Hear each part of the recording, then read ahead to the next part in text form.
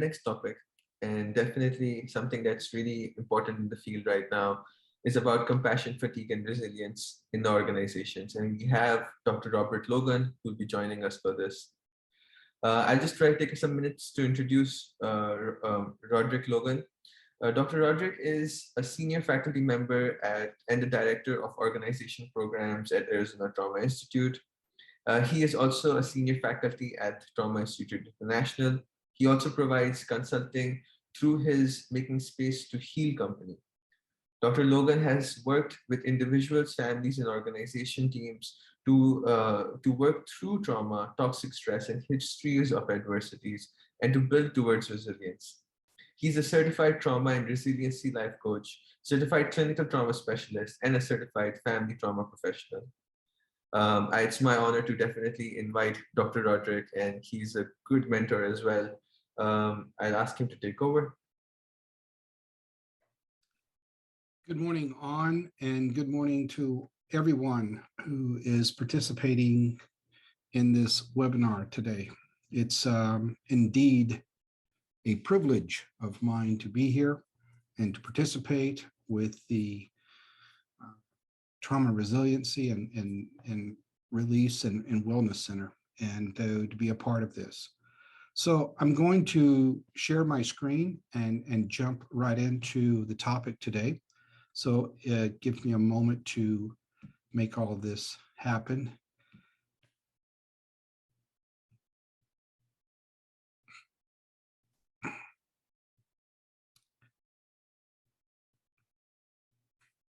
Thank you for your patience with me and all of this. So our topic that we're going to spend some time together on for the next several moments is compassion fatigue in organizations. And I just want to bring forward the vision that we have at the Arizona Trauma Institute. Our vision is about elevating compassion from one human being to another. And in a sense, it's a vision for all of us. Another way that I like to say this, it's about restoring humanity back into the work we do in the world that we live in. It seems so much of our world is lacking in true compassion and true humanity with each other. And sometimes we find ourselves in bureaucratic kind of systems, and often we feel kind of trapped by those systems.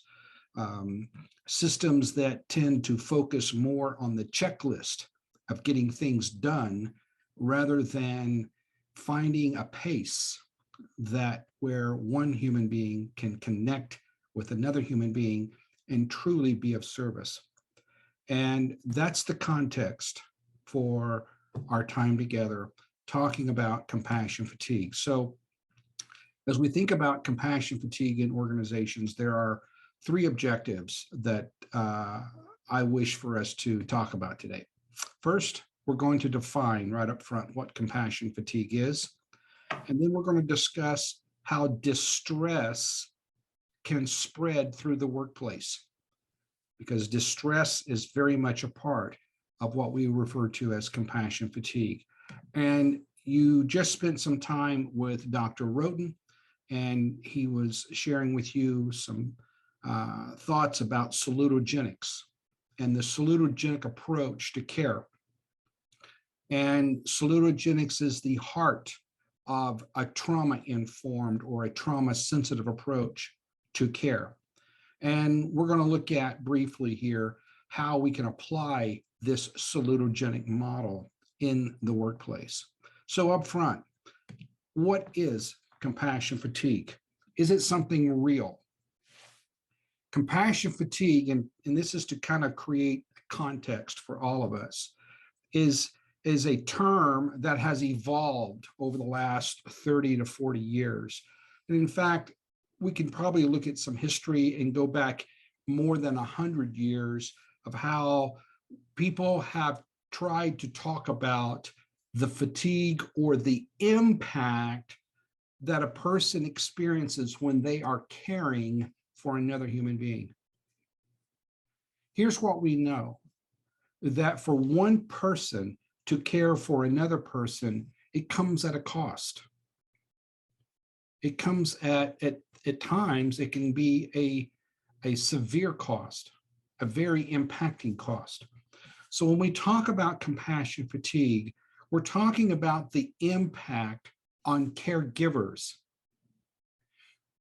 When we talk about trauma, toxic stress, and adversity, we're often talking about the patient, the client, the other person, if you will. But in this section, we're talking about compassion fatigue, and this is specific about the impact on the caregiver. So what is compassion fatigue more precisely? We're going to see that there are 3 contributing factors that comprise what we call compassion fatigue. The first factor that we want to consider is called primary toxic stress. So what's that about? That's the history of the caregiver. So in your participating in this summit today, if you are a caregiver, if you support caregivers, then when we're talking about primary toxic stress, we're talking about your history. We're talking about my history. And in terms of, have we experienced trauma? Do we have in our history childhood adversity? Were we treated badly? Did we grow up in an unsafe home or an unsafe neighborhood? Do we have in our history past painful learning? These are just a few of the factors that contributes to your history, to my history. And that becomes one of the 3 factors when we're talking about compassion fatigue, because often caregivers, individuals who feel drawn to caregiving organizations and caregiving services, often those folks are themselves people who have lived through trauma, lived through adversity. And you'll hear me say this frequently, that the word survivor is used a lot, and it's often appropriate, but sometimes the word survivor doesn't quite communicate the full experience, because in many ways, people have not just survived, they've learned how to live through that adversity. They found a way to thrive through that. So the first factor we want to consider is this primary toxic stress, because as a caregiver, when we're serving others, often we will have experiences and we will have exposures to things that happen around us that can be triggering, can be, and our past can come rushing forward and intrude upon our present. And when that happens, that is a contributor to what we call compassion fatigue. A second factor that we want to consider is called secondary toxic stress. This is our exposure as a caregiver. This is our exposure to the trauma narratives of those that we're caring for. And sometimes it's being exposed to the trauma narrative of a coworker. So that too becomes a factor that's classified as secondary toxic stress. So we hear these stories. People tell us their stories of what they've experienced and what they have lived through, and they're repetitive.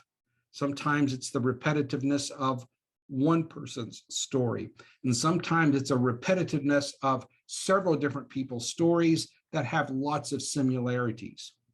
It's the repetitiveness, that repeated exposure to that narrative, that creates this vulnerability that we call secondary toxic stress. And often it leads to feelings of helplessness, because when we hear those stories, oftentimes caregivers long and wish that they had been there before to help prevent this from happening.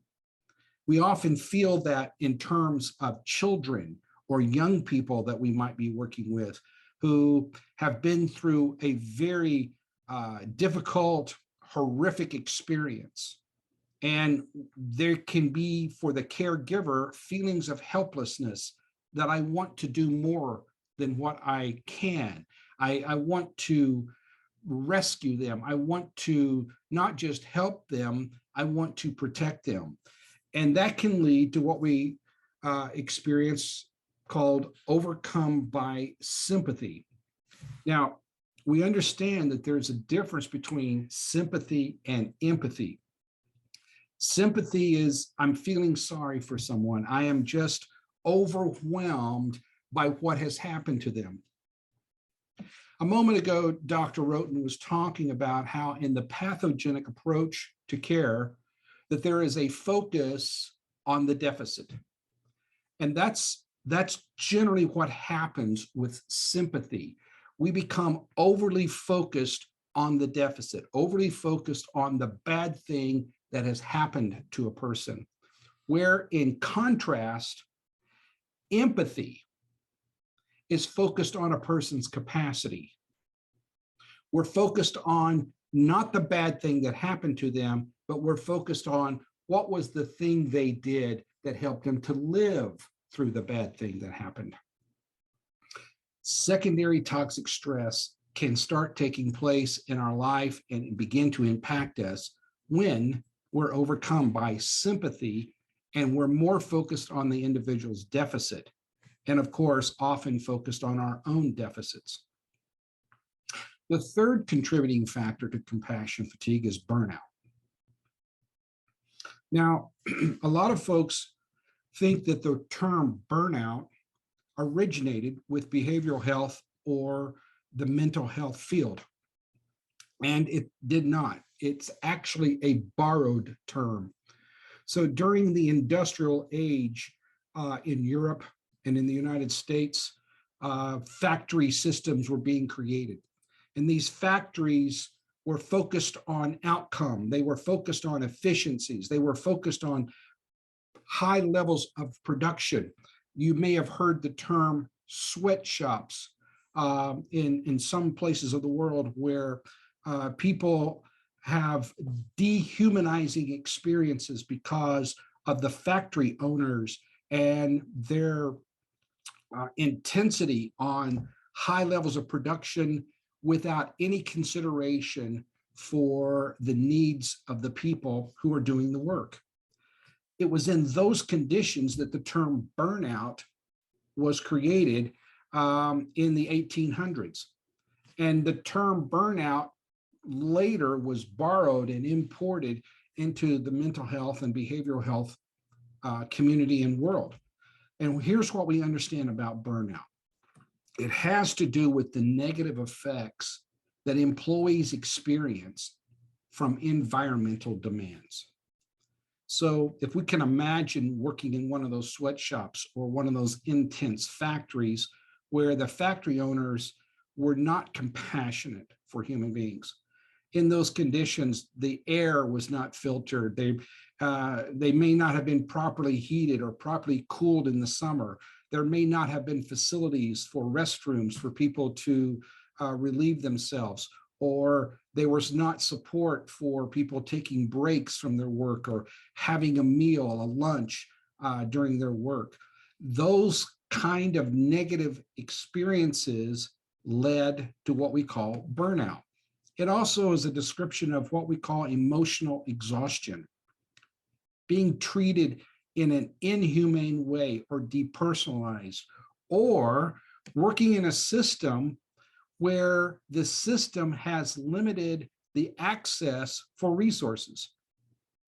It's not uncommon for caregivers in certain institutions or large organizations to be deprived of essential resources that would help them otherwise to do their job. When those conditions exist, then people begin to experience burnout. Burnout does not happen because people work too hard. Burnout happens because they're expected to work hard, but they're not given the resources to do it, or they're limited with the resources in order to accomplish the task. Another way of understanding burnout is having a vehicle that's drivable. and you have a boss or a system that expects you to get in that vehicle and drive it and go and take the cargo that's there and take it where it's supposed to go, but you don't have the fuel for the gas tank. You don't have the fuel that you need for the engine, but the expectation is still there to deliver. That's what creates burnout. The Gentry Baranowsky model kind of synthesizes all of this for us. Primary toxic stress, secondary toxic stress, burnout leads to compassion fatigue. So what we see here are the three factors that contribute to compassion fatigue. What we want to appreciate is that it does not require all three for someone to suffer the symptoms of compassion fatigue. It only takes one. So a person who has primary toxic stress, they're vulnerable for compassion fatigue. A person who maybe does not have primary toxic stress, but they are exposed to the trauma narrative of others, they are a candidate or vulnerable for compassion fatigue. People who work in environments that's not supportive, not fully supportive of the work that they're doing, are likely to experience burnout, and they are a candidate or vulnerable for compassion fatigue. But what we want to appreciate is that if you and I are vulnerable from one of those factors, then it makes us abnormally vulnerable for the other two. And by the symptoms of compassion fatigue, when they are present and they're not addressed, they're not dealt with, people are less resilient. And again, they become more and more vulnerable to the other factors that contribute to compassion fatigue. So what's important for us to understand, it's not if caregivers will experience the symptoms of compassion fatigue. It's not if, it's when. Eventually, everyone who is a caregiver for other people, whether you do it professionally or you do it as a volunteer, or you're doing it for a family member that lives in your household, we all, and I'm including myself, we all at some point will suffer the symptoms of compassion fatigue. It's important for us to recognize those factors. So what are some of the things we need to be looking for that would be a warning that we are experiencing the symptoms of compassion fatigue? One of those is in the area of intrusion. Frequently thinking about your clients, patients, or the sick loved ones that you care for in your home. If you're experiencing nightmares, if you're taking work home, or as I have experienced with some clients that I've worked with, they are taking their clients home with them. Not too long ago, I was working with an individual who is a counselor for an organization, and one of their clients needed a place to live, and the counselor invited this person to live with them for a time. Now, on the surface, this looks like compassion, but this actually leads into intrusion. When our work begins to intrude into our personal life, it creates a toxic stress. And if we're not careful, it leads us to develop what's called a heroic rescuer identity, or as I sometimes say, a surrogate savior. And again, that would lead us to experience the symptoms of compassion fatigue, which will erode our effectiveness in caregiving. Other symptoms in the area of avoidance, people begin to experience isolation, withdrawal, depression, dread, a sense of hopelessness or social phobia. These are common experiences among caregivers who are completely focused on the care of others, but they are neglecting self-care. They're neglecting their own self-regulation. They are literally sacrificing their life for others. which leads to a diminished engagement with others and an involvement. The more we deny our needs, the more we fail to practice self-care, the more we sabotage our ability to be a caregiver that's effective and to be a caregiver that can continue and sustain the work that we do. It can lead to distorted perceptions, a sense of entitlement, inadequacy, perception that the world is a dangerous place all the time, loss of humor, beginning to see everything in a binary way. It's either good or bad, victim, perpetrator, blaming others, finger pointing, blame assignment, blaming self, loss of joy. And then this always being aroused, always being in this hyper vigilant, hyper alert stage, anxiety, distressed, self-medicating, abusing substances, constantly irritable or more frequently irritable than normal, more aggressive than normal. And of course, violating our own integrity. Because that's where this goes when you and I neglect our own needs, when we neglect to practice self-care, when we're not putting fuel in our own tank, we run out of gas. And that can create a sense of anxiety, that can create a sense of panic, which then leads us to violate our own integrity. Other symptoms in the area of burnout can take place. Chaotic, fluctuating, threatening, abusive, and dehumanizing working conditions can lead to burnout. Systems and/or people stealing our focus, always diverting our attention to something that they think is important and neglecting to recognize our own autonomy can rob us of that energy and a momentum. We can experience a diminished or a diminishing regard for workers' needs and resources, diminished autonomy and agency. People work best when they can experience autonomy in the work that they do, when they have a sense of agency, being able to decide what task they're going to do, when they're going to do it, and how long they will spend doing it. The more people are empowered to do the job the way they believe it should be done, the less stress. And when we work in conditions where we don't have that agency and that autonomy, it drives the stress up and we become more and more vulnerable for compassion fatigue. Burnout will take place when there are demands and expectations that workers control others and the outcomes and succumb to the control of others. One of the things that often happens, and I'm still amazed at it, with all of the organizations that I work with, it is still frequently I run into organizational leaders who don't understand that the people who work for them care about the work that they do.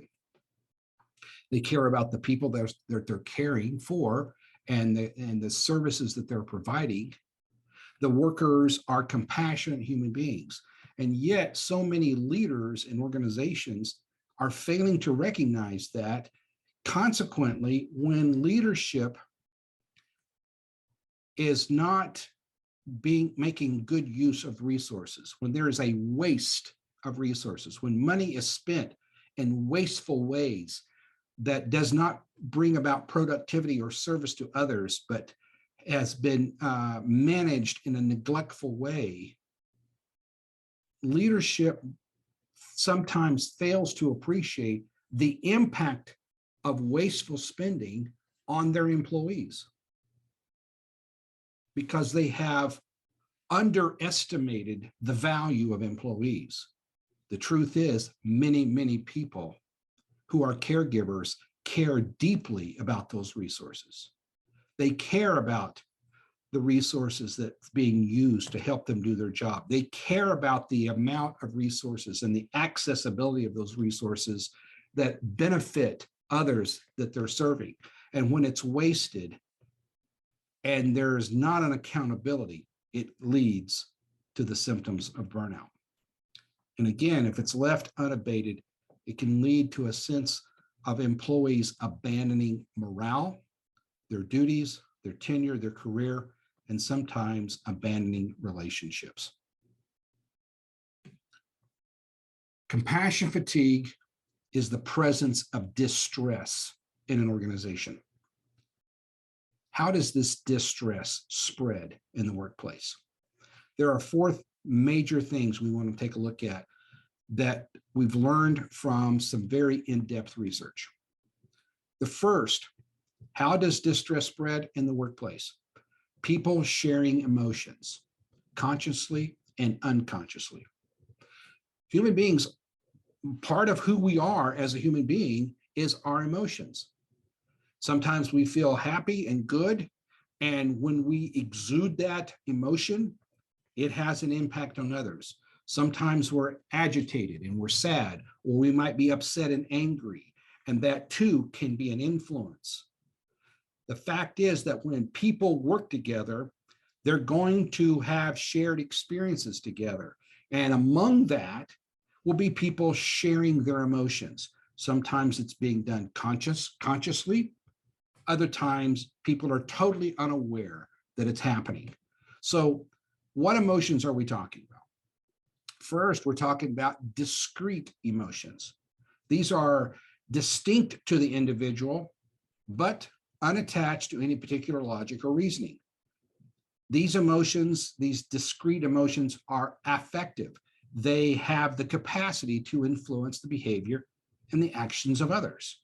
So someone shows up to work, they're very upset and agitated, and nobody really knows why. The individual may not know why, but it's having an impact on others. Then there are those generalized moods, those non-specific fluctuating mindsets and attitudes, where the individual or individuals are easily influenced by those in-the-moment experiences and exposures. People processing their experiences and exposures is another way that distress spreads in the workplace. Dysregulation.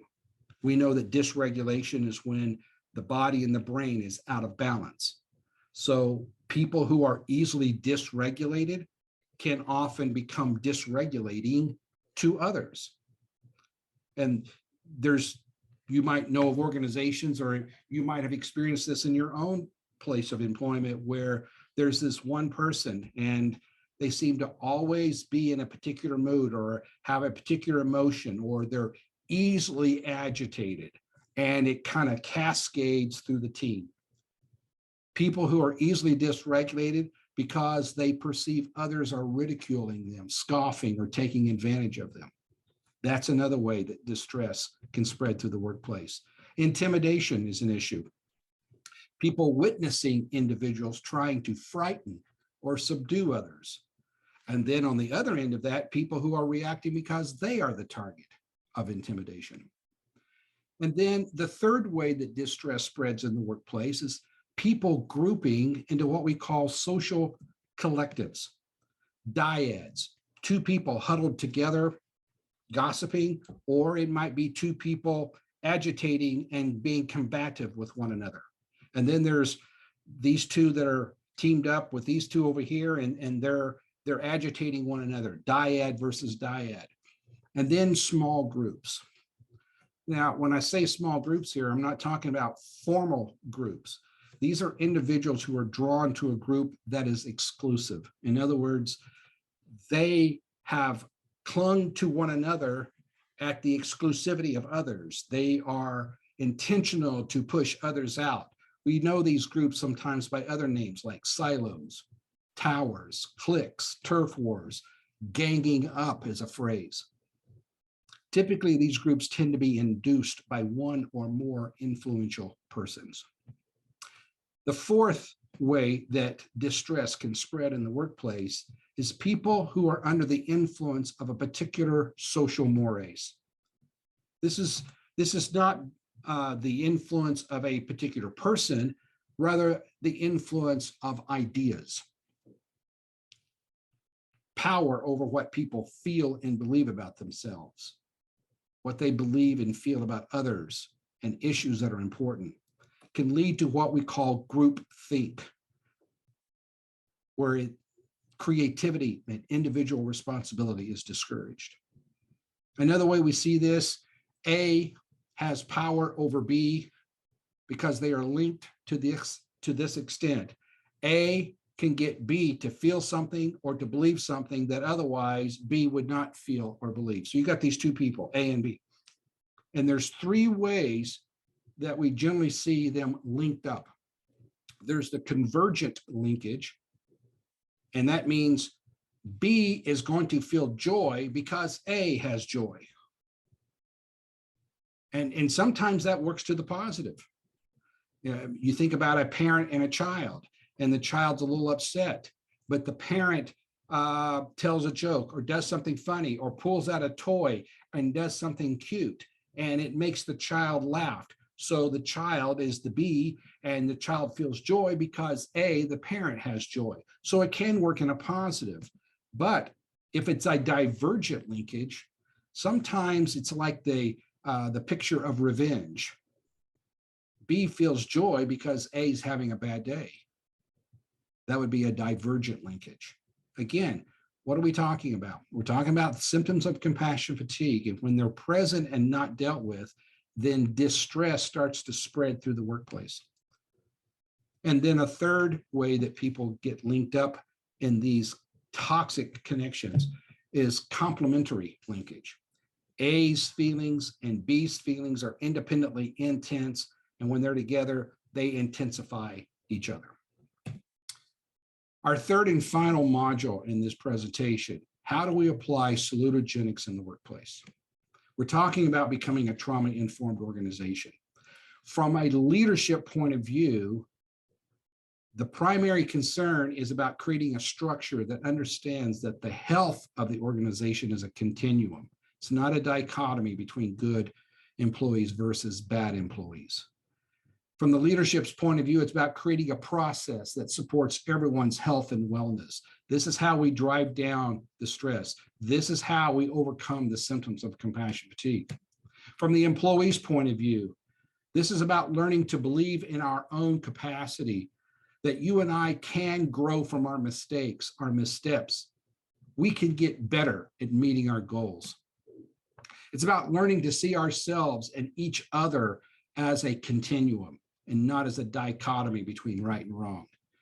And it's about collaborating with leadership so that together we can create a workplace experience where everyone feels safe, respected, and connected. Our focus in order to drive out stress and overcome compassion fatigue symptoms, our focus is that no matter what happens, whatever we do, we stay together. It's not us and them, it's a we, and we stay we.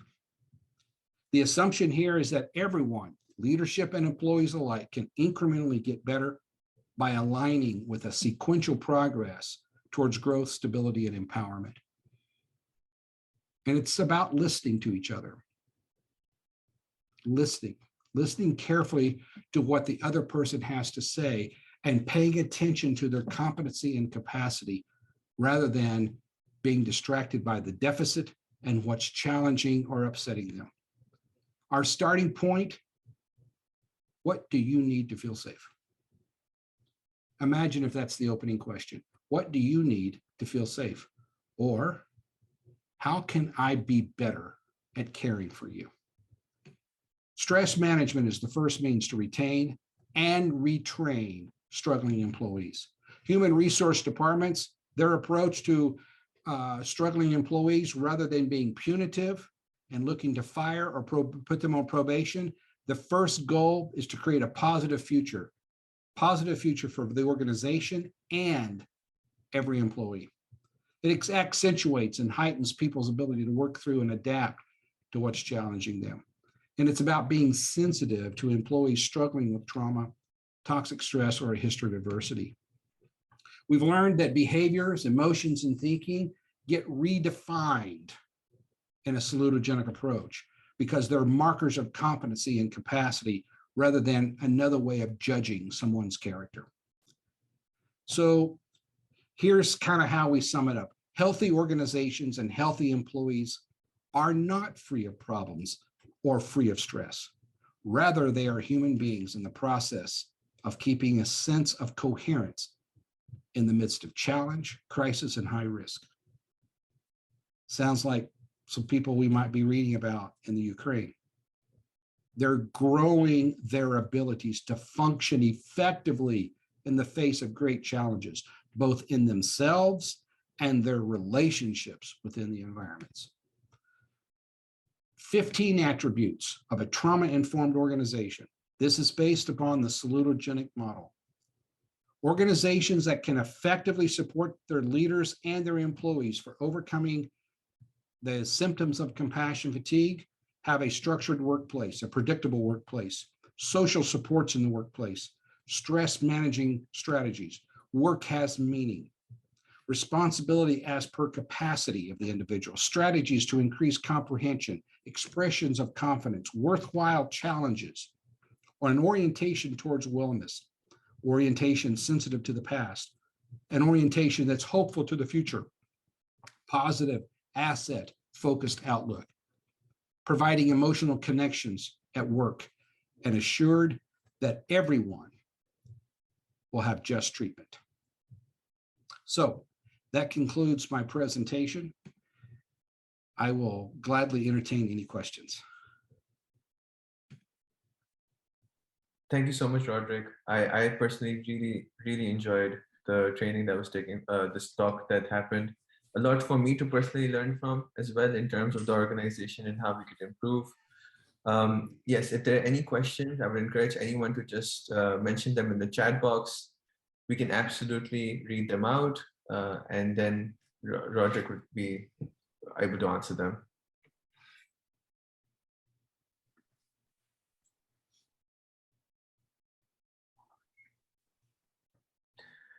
We have a question that came in by Mariam Anwar. The biggest cost for compassion fatigue, thus assuming that the instigator of trauma is losing trust in your experience. How do you restore that workplace through salutogenic approach?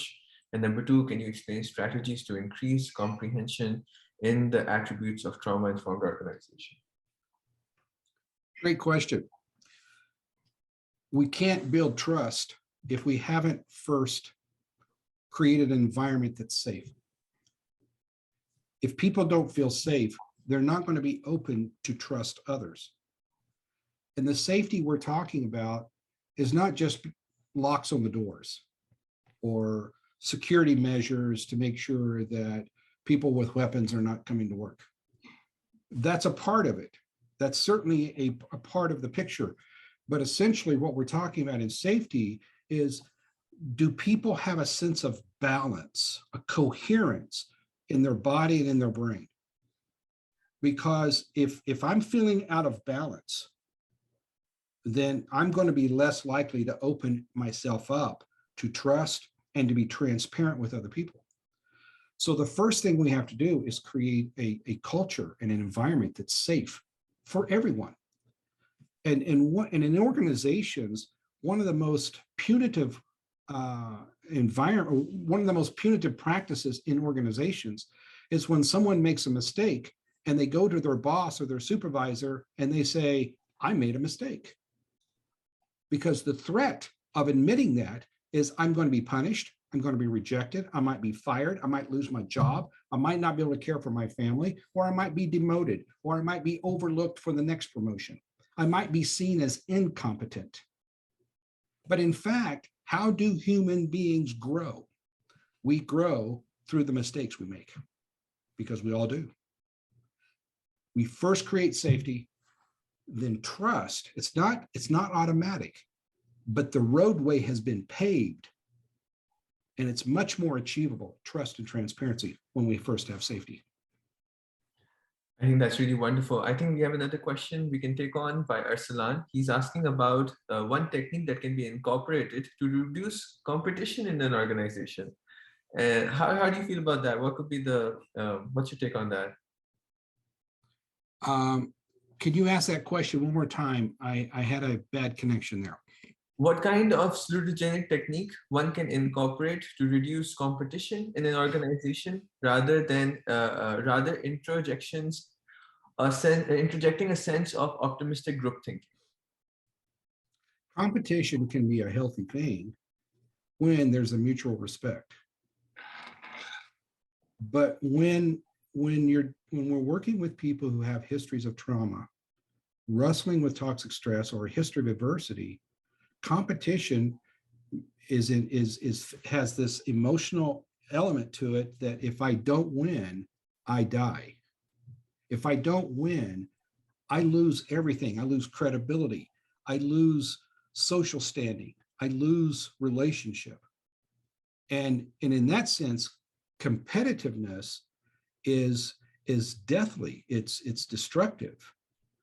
So we have to extract the elements of being competitive that is helpful, but that's only if everyone feels safe. If everyone doesn't feel safe, then competition has the opposite impact. And whatever productivity the organization experiences from that competition is short-lived and not sustainable. Wonderful. Thank you so much, Roderick. I really appreciated this talk. If people have any other questions, we would encourage everyone to just email these questions. We would love to carry them forward. Absolutely. I personally feel the summit has been very sort of like informative and a lot of information that's been provided. Thank you, Roderick, for being here and showing your support and being a part of the first International Trauma Summit, Recovery Summit here in Pakistan.